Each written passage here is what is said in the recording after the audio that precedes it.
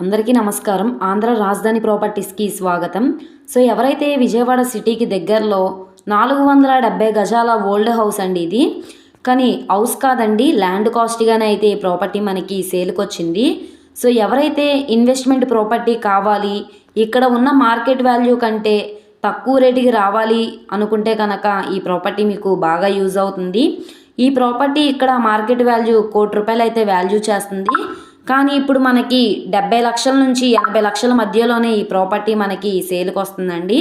20 లక్షల ప్రాఫిట్ అయితే కనుక ఈ ప్రాపర్టీ మనకి ప్రాఫిట్ అయితే వస్తుందన్నమాట. సో ఇది మొత్తంగా 470 గజాల ఈస్ట్ ఫేసింగ్లో ఉండే ప్రాపర్టీ అనమాట.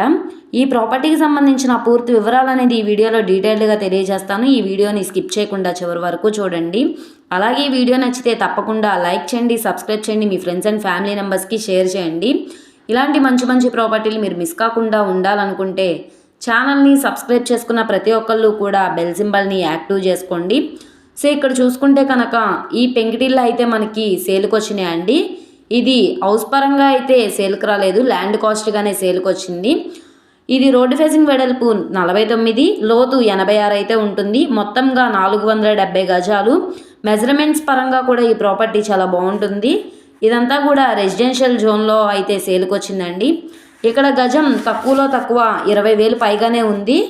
కానీ ఈ 470 గజాలు అన్నది ₹1,00,00,000 వాల్యూ చేస్తుంది.